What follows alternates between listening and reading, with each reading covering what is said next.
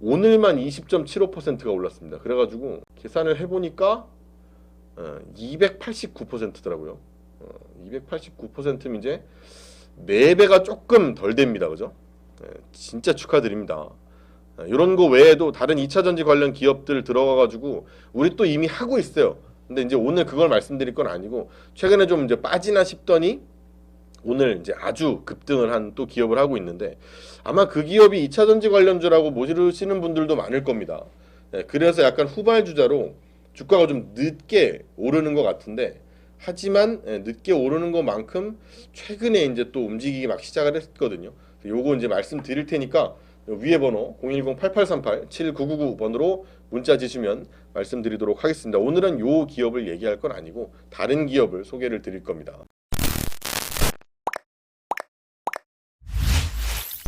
자, 요번에 이제 할 얘기는 이제 배터리의 4대 구성 요소를 얘기를 할 겁니다. 4개를 얘기를 할 건데 이제 오늘은 2개를 설명드릴 거고 다음번 시간에 2개를 또 설명을 드릴게요. 먼저 이제 배터리가 양극, 음극, 그리고 분리막, 전해액 이런 식으로 구성이 되어 있습니다.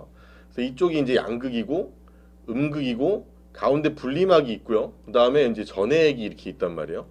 그래서 먼저 이제 양극부터 설명을 하겠습니다. 이게 제일 유명하죠, 그죠? 뭐 양극재 이래가지고 워낙 많은 기업들이 있기 때문에 여러분들도 많이 아실 것 같은데 양극은 좀 용량이라고 생각하시면 됩니다. 우리가 전기차를 한번 충전하면 뭐 몇 킬로를 간다느니 뭐 이런 거 있잖아요. 그게 이제 양극에서 결정을 된다고 보시면 되거든요. 근데 우리나라 양극재 기업들이 만드는 뭐 하이니켈, 뭐 NCM 이런 거 있잖아요, 그죠? 니켈이 많이 들어간 뭐 80% 이상 들어갔다 해서 하이니켈 NCM 뭐 이렇게 얘기를 하는데 이런 게 다 이제 배터리의 용량을 크게 하는 거예요. 그래서 이제 자동차를 선택할 때 야 얘는 한 번 충전하면 몇 킬로를 갈 수 있대. 이게 워낙에 중요한 이제 선택의 요소가 되기 때문에 배터리를 봄에 있어서 이제 그 용량이라고 생각을 하시면 될 것 같아요. 배터리 어떻게 보면 성능이라고 봐야 될까, 그렇죠? 용량이라고 생각을 하시면 됩니다.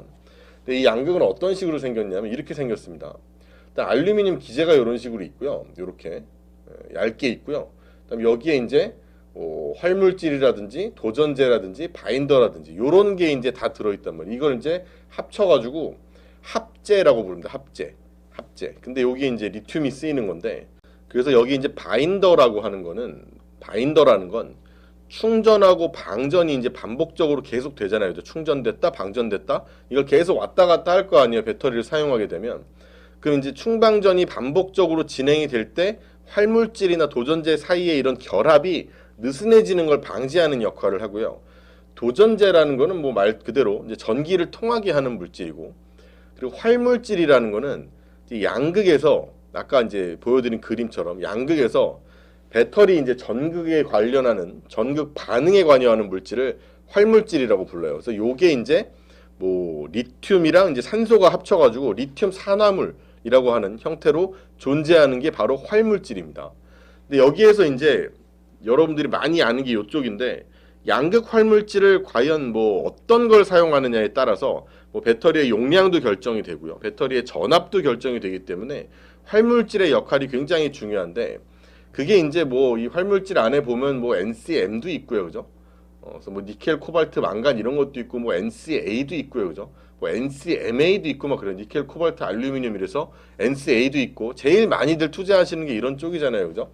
그럼 이 양극재의 종류를 한번 보시면 이 활물질이니까 어떻게 조합되어 있는 따라서 아까 뭐 니켈, 코발트, 망간 뭐 이런 식으로 얘기한 것처럼 그래서 리튬 산화물에다가 코발트를 섞으면 LCO가 되고요. 이건 이제 거의 많이들 안 쓰죠, 그죠, 우리는. 그리고 NCM이 이제 니켈, 코발트, 망간을 쓴 거고 이게 거의 제일 유명합니다, 그죠? 그리고 NCA는 이제 니켈, 코발트, 알루미늄 방금 말씀드리고 그리고 이제 요게 또 요즘 중요하죠, 그죠? 리튬이랑 인산, 철 이렇게 섞었으면 LFP 양극재 이렇게 이제 불리는 거예요. 근데 여기다 이제 뭐 니켈, 코발트, 뭐 망간이다 뭐 이런 식으로 있을 때 여기에 이제 뭐 니켈도 33%, 뭐 코발트가 3분의 1, 뭐 망간이 3분의 1 이런 식으로 돼 있으면 이제 요게 NCM인데 NCM은 NCM인데 다 3분의 1씩 들어 있으니까 NCM 111 이런 식으로 씁니다. 예, 근데 요거 이제 니켈이 너무 조금 들긴 했죠, 그죠? 이거 33% 들어 3분의 1 들은 거니까. 근데 만약에 NCM 중에서 니켈이 한 반 들고 코발트가 한 20% 들고 망간이 한 30% 들었다 그러면 이거는 이제 NCM인데 50%, 20%, 30%에서 NCM 523 뭐 이런 식으로 불러요. 예, 근데 요즘은 코발트 함량도 줄이고 망간 함량도 줄이고 예, 니켈의 함량을 왕창 늘리는 거. 예, 요게 이제 좀 대세였죠, 그죠? 그래가지고 이제 하이니켈이라는 게 사실 별게 아닙니다. NCM이 이렇게 있으면 요 N을 니켈을 많이 올리면 돼요, 함량을. 그래서 한 80% 넘게까지 올리면 이걸 우리가 하이니켈 양극재라 불리거든요. 그래서 이제 니켈을 8 넣고 코발트 C를 1 넣고 망간을 1 넣으면 이제 811 이래가지고 이건 하이니켈 배터리가 되는 거예요. 근데 요즘은 또 이제 이거보다 하나 더 나가가지고 NCM인데 N은 이제 9고 그리고 C랑 M이 0.5씩 들어가는, 그래서 NCM 뭐 9반반 뭐 이렇게 부르거든요. 근데 완전 하이니켈인 거죠. 근데 이제 뭐 NCM, 뭐 NCA, 뭐 하이니켈 뭐 양극재, 뭐 LFP 이런 용어 있잖아요. 이런 거는 배터리를 앞으로 투자를 하실 거라면 계속 나오거든요. 그러니까 알아두시는 게 좋습니다. 그래서 대표 기업으로는 뭐 에코프로 BM, LNF, 포스코 케미칼 요런 데가 이제 아주 대표적인 우리나라의 기업들인데, LFP 같은 경우에는 요거는 요즘 이제 한창 얘기가 많이 나올 거예요. 근데 여기는 사실 우리 기업들이 아직은 많이 안 합니다. 거의 중국 기업들이 하거든요. 요 앞에 것들에 비해서 우리가 제일 많이 하는 게 뭐 NCM이나 NCA, 뭐 NCMA 이런 쪽인데, 이쪽에 비해서 LFP 같은 경우에는 되게 안정성이 좋습니다. 안정성이 있는 편이니까 배터리는 이제 터질 수가 있잖아요, 그죠? 불나고 막 터질 수가 있는데 그 안정성에선 되게 점수를 잘 받는 편입니다. 대신 근데 좀 무겁습니다. 얘가 무겁고 커요. 그리고 이제 무거운데 용량에 비해 크다라는 거니까 그만큼 밀도가 낮아요. 그래서 한번 충전했을 때 갈 수 있는 거리가 뭐 다른 이제 뭐 NCM이나 NCA나 이런 거에 비해서 좀 짧아요. 그렇다 보니까 가격이 쌉니다. 예, 그럼 뭔가 이제 뭔가 하여튼 무겁고 부피도 크고 밀도는 또 낮아. 이런 거 보면 뭔가 중국스러운 느낌이 들죠, 그죠? 예, 차별은 아니지만 맞잖아요, 그죠? 그래서 중국 기업들이 많이 하고요. 우리는 사실 이때까지는 거의 안 했는데, 생각해 보면 자동차에는 성능 좋고 이런 것만 있는 게 아니잖아요, 그죠? 사실 전체 우리나라, 이제 우리나라가 아니라 전 세계 자동차 수요의 거의 절반 이상이 보급형 승용차란 말이에요. 뭐 온 세상에 뭐 다 제네시스만 돌아다니고 뭐 이런 것만 돌아다니는 게 아니잖아요, 그죠?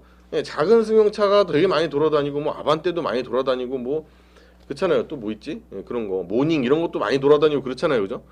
근데 이거를 전기차로 만드는 거는 당연히 나중에 전기차의 세상이 오면 이런 차들이 많이 팔릴 건데, 요런 차들은 사실 성능이 좀 떨어지더라도 좀 싼 LFP 배터리를 쓰면 차를 싸게 만들기가 좋잖아요. 그죠? 자동차를 만드는데, 이 전기차를 만드는데 이 전체 원료에서 이 배터리의 가격이 한 40% 가까이 차지합니다. 3, 40% 정도를 차지하는데, 그러면 그 배터리를 싸게 껴야 이 자동차를 싸게 만들 거 아니에요, 그죠? 그러니까 이제 이런 중저가형의 이제 이런 자동차를 만드는 데는 오히려 좀 비싼 성능이 좋은 배터리보다는 LFP가 어떠냐 이런 식으로 좀 유행이 되고 있어요. 그래서 우리나라 기업들도 최근에 많이 하려고 노력 중인 상태입니다. 그리고 이제 우리 기업 중에서 이제 뭐 에코프로 BM 이런 데가 이제 하이니켈을 굉장히 잘하는 기업인데, LFP까지는 아니고요. 좀 이따 설명하겠지만 그 이제 LFP는 아니고 그렇다고 너무 하이니켈은 아닌 그 중간쯤을 개발하고 있기도 하고 뭐 그러거든요. 에코프로 BM 같은 경우에 차트 한번 보면 요게 이제 우리가 한 뭐 10만 원 뭐 이럴 근처에서 소개를 드렸던 기업이죠, 그죠?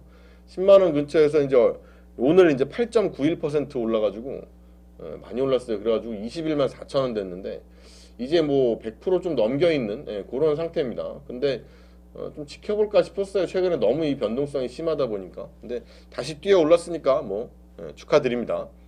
여기가 이제 하이니켈을 아주 잘하는 업체인데 요즘은 이제 망간 비중을 좀 늘려가지고 하이망간이라 그래요. 그래서 LFP도 아니고 싼 LFP도 아니고 더 비싼 하이니켈도 아니고 중간쯤을 만들어서 이제 그 중저가형에 있어서 좀 나름 경쟁력을 좀 찾으려고 하는, 요것도 좀 주시를 해볼 필요가 있지 않을까라는 생각이 들고요. 그리고 뭐 이제 대명의 에코프로. 자, 여기는 이제 에코프로 BM을 갖고 있는 지주사입니다. 원래 이제 에코프로가 있었다가 에코프로 BM이 떨어져 나왔는데, 이 에코프로 BM 지분이 이제 45% 갖고 있고요. 에코프로 또 HN이라고 있는데 여기가 31% 갖고 있는 지주사인데, 몇 년 전부터 이제 수직 계열화를 잘 만들어 논다 했는데 이제 잘 만들어 놓고 이제 결실을 정말 제대로 거두고 있는 회사인데 11만 5천 원 시작해가지고 우리 뭐 다들 이제 아실 겁니다. 얼마인지 그죠? 11만 5천 원에 시작해서 오늘만 20.75%가 올랐습니다. 그래가지고 쭉 올라서 이제 44만 8천 원이 됐어요. 11만 5천 원에 시작을 했는데 이게 44만 8천 원이 돼가지고 이제 계산을 해보니까 289%더라고요. 289%면 이제 4배가 조금 덜 됩니다. 그죠? 진짜 축하드립니다. 이런 거 외에도 다른 2차 전지 관련 기업들 들어가가지고 우리 또 이미 하고 있어요. 근데 이제 오늘 그걸 말씀드릴 건 아니고 최근에 좀 이제 빠지나 싶더니 오늘 이제 아주 급등을 한 또 기업을 하고 있는데 아마 그 기업이 2차 전지 관련주라고 모르시는 분들도 많을 겁니다. 그래서 약간 후발주자로 주가가 좀 늦게 오르는 것 같은데 하지만 늦게 오르는 것만큼 최근에 이제 또 움직이기 막 시작을 했거든요. 요거 이제 말씀드릴 테니까 위에 번호 010-8838-7999 번으로 문자 주시면 말씀드리도록 하겠습니다. 오늘은 요 기업을 얘기할 건 아니고 다른 기업을 소개를 드릴 겁니다. 암튼 뭐 이런 데가 이제 양극재하고 뭐 이런 데거든요. 근데 이제 다음은 이제 양극재 했으니까 이제 음극을 좀 보겠습니다. 음극을. 아까 다시 배터리 4대 구성 요소로 돌아가서 이제 오른쪽에 있는 게 이제 요게 이제 음극입니다. 요쪽이. 음극은 이제 뭐에 중요하냐? 요쪽은 이제 용량이었죠, 그죠? 용량, 뭐 이제 한 번 충전했을 때 얼마나 갈 수 있어 이런 건데, 음극은 수명입니다. 수명. 배터리의 수명을 이제 결정을 하는 중요한 역할을 하는데, 지금 뭐 리튬이온 배터리의 음극 소재라 그러면 대부분 이제 흑연을 씁니다. 흑연. 그 그라파이트라고 영어로. 여러분들 뭐 골프 치시는 분들은 이제 그 샤프트를 그라파이트로 치시는 분들도 많죠, 그죠? 그게 이제 흑연입니다. 그 이제 흑연이 이 리튬이온 배터리에서는 음극 소재로 사용이 되고 있는데 이 음극 소재인 흑연이 어떻게 생겼냐면 이렇게 생겼습니다. 그러니까 사슬처럼 이게 층층층층이 이렇게 돼 있어요. 사슬로 돼가지고 여러 겹이 이렇게 쌓여 있거든요. 근데 리튬 이온이 이제 음극으로 이동을 하다가 음극에 도착을 하잖아요. 리튬 이온이 양극에 있다가 음극으로 도착을 하면 이 음극에 있는 흑연 사이사이로 이렇게 들어갑니다. 요 리튬 이온이 이렇게 들어가요. 그래서 이런 모양이 만들어지게 돼요. 그래서 이렇게 저장을 하는 겁니다. 근데 이렇게 들어가다 보니까 요 층층이 있는 거에 요게 들어갔잖아요. 그죠? 그래서 팽창을 합니다. 팽창을. 그러니까 이제 뭐 화학적으로 이제 이렇게 결합이 되는 겁니다. 근데 부피가 당연히 늘어나겠죠. 그죠? 그러니까 중간에 뭐가 약간 낀 것처럼 쉽게 얘기하자면 저 층층이 사이에 뭐가 들어오니까 이 사이가 벌어진 거죠. 그죠? 층층이 사이가 벌어지게 되는 거고 이렇게 돼서 이제 팽창을 하게 돼요. 근데 이게 배터리를 충전할 때 그래가지고 우리가 뭐 팽창 문제들 있잖아요, 그죠? 그래서 배터리 팽창 이제 충전 시에 배터리 팽창 문제가 있네 뭐 하는 거 그게 이런 거거든요. 근데 이제 배터리를 충전을 할 때 리튬이온은 양극에서 음극으로 이동을 한단 말이에요. 근데 이제 리튬이 흑연에 들어가서 부피가 팽창을 했어요. 그럼 다시 이게 이제 방전이 될 때는 거기서 나올 거 아닙니까, 그죠? 나오게 되면 다시 수축을 할 거란 말이에요. 팽창을 했다가 충전할 때 다시 수축을 했다가 요거를 왔다리 갔다리 하다 보면 모양이 조금씩 변합니다. 그러면서 이제 배터리 팽창 문제가 생기는 게 그런 거고 막 우리 스마트폰에 뭐가 부풀어 올랐네 이런 거 있잖아요. 그런 게 비슷한 거예요. 근데 이제 그게 자꾸 왔다리 갔다리 하다가 문제가 생기면 원래 있던 이 배열이 깨지면서 배터리의 수명이 줄어들게 되는 거예요. 그럼 이 수명을 담당하는 게 이런 어차피 충방전을 하는 배터리니까 그 배열이 깨져서 수명이 점점 줄어드는 건데 이런 흑연의 특성을 극복하고자 쓰는 게 실리콘입니다. 근데 실리콘은 또 팽창이 더 돼요. 실리콘은 좋긴 해요. 리튬이온을 많이 잡아들일 수는 있는데 흑연보다 훨씬 많이 잡아들일 수 있습니다. 근데 많이 잡는 대신 팽창도 많이 되거든요. 그래서 이 팽창을 잡고 이 팽창하는 거 보면 여기서 이제 이 그림에서도 찰지가 됐다가 이게 부풀어 오르잖아요, 그죠? 그다음 다 디스찰지가 됐어요. 그럼 여기 이제 뭔가 할 때 색깔이 조금 이상해지죠, 그죠? 그걸 여러 번 매니 사이클스를 반복을 하면 깨지는 거예요, 이게. 그러니까 이런 걸 잡아 놓으려고 이렇게 되지 말라고 그래서 첨가제를 쓰는 거예요. 근데 이 첨가제를 쓰는 건 제가 나노신소재 같은 거 얘기할 때 워낙 여러 번 말했으니까 일단 여기선 패스하기로 하고 어쨌든 음극은 요런 일들이 일어나거든요. 그죠? 근데 요새 양극재 개발이라는 게 양극재는 뭐 워낙에 공부하신 분들 많으니까 근데 양극재 개발이라는 게 사실 거의 한계에 다다랐기 때문에 이제는 음극재의 성능이 더 좋아지는 거 여기에도 관심이 되게 높아요. 이 음극이 어쨌든가 음극이 좋아진다는 것도 저장으로서의 또 수명으로서의 역할을 또 잘하게 되면 배터리의 성능이 올라가는 거거든요. 이런 대표 기업으로는 뭐 나노신소재, 대주전자재료 이런 기업들이 있습니다. 그래서 이제 지금은 이제 네 가지를 우리 공정을 얘기하는 것 중에서 두 가지의 공정을 얘기를 했잖아요, 그죠? 다음 시간에 두 가지 공정을 얘기할 거고 이제 남은 시간 동안은 이 앞에 말한 두 가지 공정의 기업을 한 가지씩 보도록 하겠습니다. 먼저 이제 양극재 쪽을 보도록 할게요. 이제 사실 뭐 에코프로 BM 뭐 이렇게 많이 올랐는데 제가 맨날 여기 얘기했으니까 여기 얘기 안 할 겁니다 오늘은. 근데 그냥 또 있길래 보는 거예요. 근데 참 오늘 많이 올라가지고 아까 몇 프로라고 그랬지? 근데 거의 뭐 300% 가까이 돼가는데 정말 정말 축하드리고 이런 기업들 정말 준비를 하고 있고요. 이미 들어간 기업도 있고 준비하고 있는 기업도 있거든요. 근데 그런 거를 말씀을 드릴 테니까 위에 번호 010-8838-7999번으로 문자 주시면 말씀드리도록 하겠습니다. 자, 과연 얘가 이제 4배까지 갈 수 있는지도 궁금한데 나중에 요건 또 업데이트를 드릴게요. 그럼 오늘 제가 양극재 관련해서 말씀을 드리고 싶은 기업은 어디냐면 바로 포스코 케미칼입니다.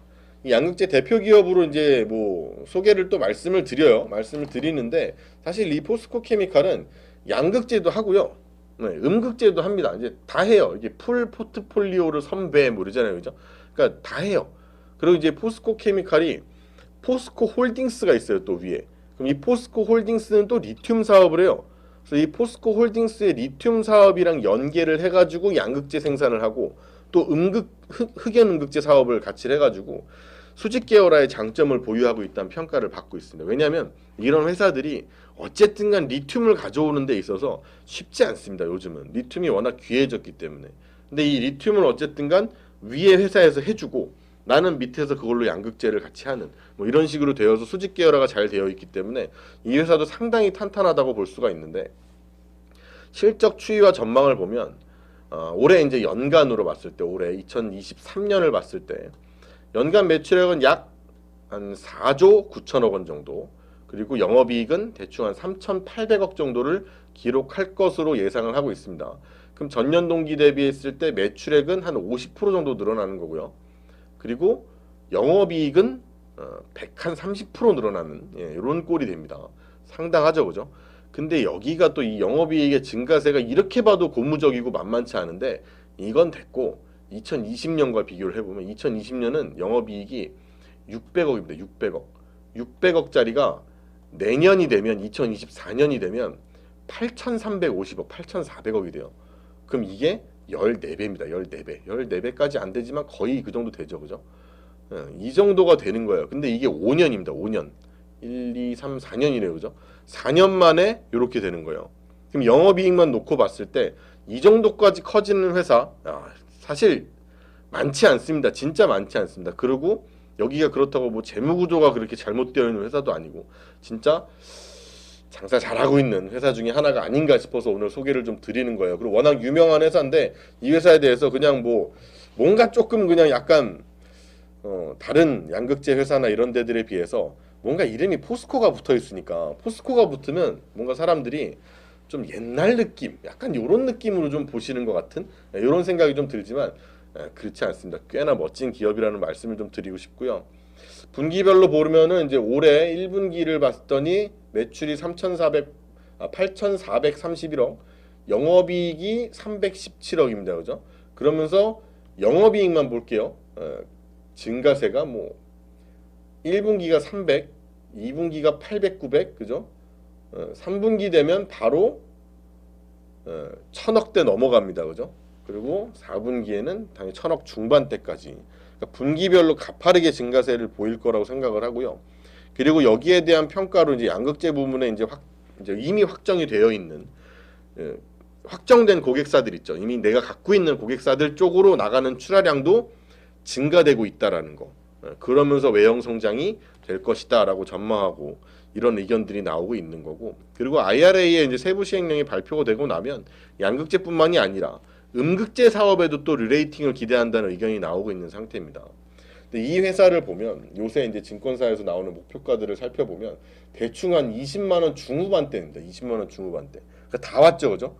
그럼 이런 기업을 뭐 하려고 설명을 해주냐? 사실 뭐 물론 이제 알고 있으면야 좋지만, 근데 야 어차피 살 수 있는 게 아니잖아라고 생각할 수 있는데, 이게 어쩌면 지금은 좀 타이밍이 어쩌면 이르다고 생각하실지 모르겠지만, 이 포스코 케미칼의 모회사인 포스코 홀딩스가 실리콘 음극재 생산 설비에 투자를 결정을 했습니다. 그리고 내년 상반기에 준공이 완료될 걸로 예상을 하고 있는데, 그럼 포스코 홀딩스가 이렇게 되면 천연 흑연, 인조 흑연, 그러니까 천연 흑연보다는 인조 흑연이 조금 뭐 비싸긴 해요. 비싸긴 한데 좀 좋습니다. 품질 자체가. 그러니까 어쨌든 천연 흑연, 인조 흑연, 그리고 실리콘 음극재, 요런 분야까지 이 음극재 라인업이 풀로 완성이 됩니다.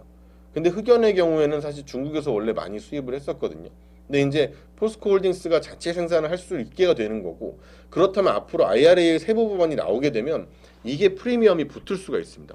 근데 음극재를 또 생산하는 게 어디라고요? 포스코 케미칼이라고 말씀드렸잖아요, 그죠? 그러면 포스코 홀딩스부터 케미칼에서 이렇게 수직 계열화되어 있는 기업들이 이번 IRA 세부 법안이 나오고 나면 프리미엄이 생길 수 있다. 그러면 목표 주가도 상향 조정될 가능성이 높기 때문에 잘 지켜보셨으면 좋겠다라는 말씀을 드리는 거예요.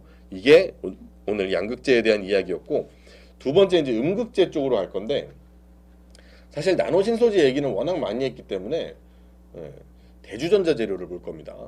대주전자 재료는 이제 배터리 기술에서 뭐 양극재로 이제 에너지 밀도 뭐 상승이 사실 뭐 필요하잖아요, 그죠? 결국은 양극재가 개발이 더 잘 되고 더 기술이 좋아져가지고 한 번 충전했을 때 많이 가고 이런 것도 좋은데, 이게 그렇다고 뭐 한 번 충전하면은 지금은 뭐 이제 뭐 몇백 킬로로 갈 수 있다 뭐 이러는데 나중에 막 2만 킬로 막 이렇게 갈 건 아니잖아요, 그죠?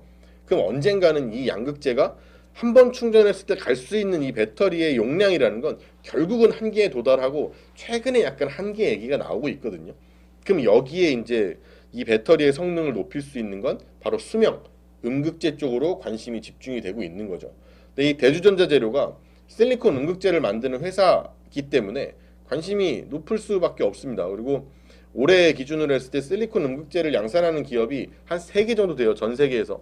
삼성 SDI랑 같이 하고 있는 회사가 중국 회사가 있고, 그리고 파나소닉 위주로 하고 있는 이제 시네츠 화학이라고 있고, 그리고 LG 에너지 솔루션이라고 일을 하는 대주전자 재료가 있는데, 대주전자 재료가 이제 글로벌리 3위의 회사인 겁니다. 이런 실리콘 음극재에서. 근데 이 실리콘 음극재 하나만 하는 회사는 아니에요. 이것만 하는 회사는 아닌데, 이 회사에서 이 실리콘 음극재가 하고 있는 요런 이제 나노재료 쪽입니다. 요거입니다. 요거가 이제 실리콘 음극재 쪽인데, 여기에 매출 비중이 지금 31.9%로 꽤 큽니다. 그죠? 점점점 요 하늘색 보면 점점점 늘어나고 있는 게 보입니다. 이 비중 자체가. 그죠? 이 회사에서 차지하고 있는 비중이 점점 커지는데, 내년에는 극단적으로 커질 걸로 전망을 하고 있어요. 그게 왜 그러느냐? 진짜 수요가 많습니다. 이 실리콘 음극재가 정말 많이 채택이 되고 있고, 원래 이게 점점점 사실 흑연에서 넘어가는 추세이기 때문에 이거를 좀 집중해서 보실 필요가 있을 거고, 제가 나노진 소재 얘기를 정말 그렇게 많이 드렸지만 그 나노진 소재를 보고서 욕하신 분들도 많죠, 그죠? 근데 사실 그걸로 이제 수익을 보신 분들은 지금까지 고맙다고 하십니다. 그러니까 이 대주전자 재료가 이 실리콘 음극재에서 나름 국지가 있는 회사거든요. 근데 이 회사가 잘 되는 걸 아는 거예요. 이게 잘 되는 걸. 그러니까 지난 1월 달에 캐파를 늘린다고 발표를 했습니다. 그래서 내년 말까지 실리콘 음극재 생산 능력을 지금보다 5배를 늘리기로 한대요. 지금 2,000톤인데 지금 2,000톤. 근데 내년 말까지 10,000톤, 5배. 그리고 27년까지 4만 톤을 목표로 늘린다고 하거든요. 이 대주전자 재료의 이제 예상되는 캐파 추이를 좀 보시면 올해가 이제 뭐 한 3,000톤 뭐 이렇습니다. 3,000톤. 근데 지금 이제 뭐 기껏해야 2,000톤 뭐 이런 거에서 3,000톤으로 겨우 이제 되는 그런 와중에 있는데, 이게 내년 이제 24년까지 10,000톤, 그리고 30년까지 6만 톤. 그러면은 뭐 올해 이제 3,000톤이라고 해도 20배입니다. 20배, 그죠? 그러니까 이렇게까지 공격적으로 캐파를 늘릴 수 있는 건 사실 뭐 당연히 이게 많은 사람들이 찾기 때문에, 그러니까 수요가 많기 때문인데, 수요가 많은 와중에도 이 시장에서의 내가 어쨌든 탑티어 위치에 지금 3위에 있으니까 탑티어 위치를 지키기 위해서 저렇게 하는 겁니다. 예, 그냥 잘 팔린다고 그냥 지금 있는 공장만 갖고 팔지 뭐 이래버리면 투자 안 하고 그래버리면 그냥 밀리는 거예요 결국은. 근데 이 나도 공장을 늘려가면서 저렇게까지 하겠다라고 하고 있는 건 정말 수요에 대한 자신감이 있다라고 볼 수가 있는 거고, 이게 있으니까 이제 실적 추이를 보더라도 실적 전망도 굉장히 좋습니다. 분기별로 보면은 작년 4분기에 영업이익이 2억이 마이너스가 났습니다. 근데 올해 1분기에 이제 바로 42억으로 회복할 걸로 이제 전망을 하고 있고, 그리고 2분기부터 이제 50억대 뚫어서 55억, 56억, 또 55억 이래가지고 확 늘어날 걸로 전망을 하고 있는 상태예요. 그래서 이제 영업이익 전체적으로 보면은 작년이 2022년이 120억이었거든요. 근데 올해 보면 208억까지. 그래서 이렇게 보면은 한 73%가 증가할 걸로 전망을 하고 있는 상태라는 거죠. 상당히 빠른 겁니다, 사실. 그죠? 이 대주전자 자료가 대표적으로 LG 에너지 솔루션이랑 일을 한다 그랬잖아요. 그래서 타이칸 있죠. 포르쉐 타이칸이라고 하는 그 차에 실리콘 음극재를 공급하고 있는데, 이 실리콘 음극재 출하가 점점점 더 많아지고 이 증가세가 빨라지는 시기이기 때문에 관심을 가질 수 있는 충분한 회사가 아닌가 싶기도 하고, 그리고 지금 주가가 이제 뭐 한 9만 원 좀 안 되는 뭐 이런 선인데, 목표 주가가 한 12만 원 여기까지 나와 있는 상태거든요. 그래서 일단은 뭐 지금 당장으로 막 엄청나게 빠르게 오르고 있는 건 아니기 때문에 참고 한번 해보셔도 좋을 것 같다라는 생각을 말씀을 드려봤습니다. 자, 그래서 이번 시간에 이제 네 가지 중에서 두 가지 얘기를 해봤습니다. 일단은 양극재하고 음극재 그리고 분리막 전해액 이런 식으로 얘기를 할 건데, 오늘은 양극재, 음극재 두 가지 얘기를 했고요. 이 구조를 또 설명을 드리고 싶어서, 그리고 다음번 시간에는 또 분리막 전해액에 대한 얘기도 할 겁니다. 그래서 오늘 앞에 두 개 했으니까 나머지 두 개는 다음 영상에서 또 공개를 하도록 하겠습니다. 그때 설명도 같이 드리도록 할게요. 금방 찍어야겠죠, 그죠? 연결해서 보시는 게 좋을 것 같으니까.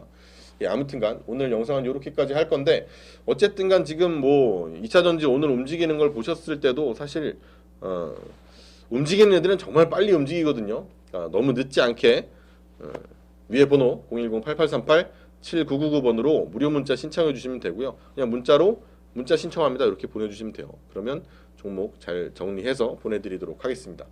여기까지 하죠. 끝까지 시청해 주셔서 고맙습니다. 끝.